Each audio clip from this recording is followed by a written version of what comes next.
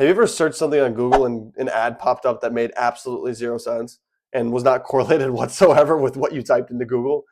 That's likely broad match keywords in action. So in this video, I'm going to talk about what keywords are, what are the different match types when you're running a Google Ads campaign, and why would your ads show up for searches that are not at all correlated with what you're actually offering, and how there can be a disconnect between that and what the user actually sees versus what they typed in to Google. So what are keywords? Keywords are essentially words or phrases that are used to match up with what people are actually typing into Google. So what are the search queries that people are typing into their keyboard, into the search bar? Keywords match with those searches. So what is a match type? So a match type basically dictates how closely that keyword correlates with what the person actually typed into Google. Now you have broad match, you have phrase match, you have exact match. We're going to go into those three types, when you would use them, when you would not use them, and my hatred for broad match in general. Let's get into it. All right. So Google has this help document that helps explain keyword match types. I'm going to use this and I'm going to show you an analogy that ChatGPT created. I thought was pretty funny and worth sharing with you to help explain at a 5th grade level what match types mean. So you have broad match, phrase match, and exact match. So broad match, in Google's words, ads may show on searches that relate to your keyword. The key phrase is relate here, and this is going to make more sense when I get into the analogy. Phrase match, ads may show on searches that include the meaning of your keyword. So it doesn't have to include the exact phrase, but as long as there is a similar meaning in Google's eyes, it might not be the same meaning in your eyes, but let Google do its thing, I guess. That's phrase match. Exact match is ads may show on searches that are the same meaning as your keyword. So you can see the difference here. Include the meaning, and this is that are. So exact match is more tight knit. It is more exact, as obviously pretty self-explanatory there. And then you can see some of the examples that Google gives here that you can kind of review and look at. But you can see for exact match, like exact match used to be literally exact match. Like if your keyword was furniture store, your ad would only show when someone typed furniture store. Google's gotten smarter. The AI is much, much smarter than it has been in the past.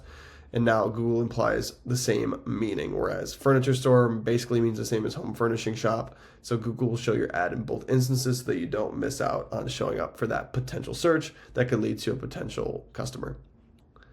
So I basically asked ChatGPT to explain keyword match types at a 5th grade level, and this is what it said. So broad match, let's say your keyword is ice cream. Google says, oh, cool. You might also like milkshakes, popsicles, froyo, dessert delivery, and maybe even waffle cones. So it's guessing based on vibes, not on precision. So you can see it may relate. Like you're looking for ice cream, but dessert delivery, waffle cones, I guess. Phrase match. So let's say your keyword is chocolate ice cream. Google says, got it. I'll look for things that are related to chocolate ice cream, like best ice cream flavors with chocolate, creamy fudge swirl, or order dessert near me. And you can even see that last one. This is definitely something that would show up for phrase match and even things beyond this. But I think this is a good illustration from ChatGPT, so thank you. You can see it's using a similar meaning in search intent, not just the actual words that were typed. Ads may show on searches that include the meaning of your keyword. And then exact match. You say chocolate ice cream, so the brackets indicate exact match. Google says, okay, I'll try to show ads for very close versions of that, like buy chocolate ice cream or chocolate ice creams. But I still might show your ad for something like dark chocolate frozen dessert if I think it means the same thing. And I think this is an excellent explanation from ChatGPT. And exact match has even gotten to the point where, yes, this has the same meaning in the eyes of Google, and your ad could definitely show for something like that as your search in the search terms report for an exact match keyword. So let's look at ChatGPT's wrap up.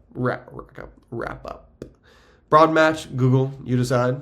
Phrase match, find things with similar meaning. And then exact match, be as close as possible, but I trust you, Google.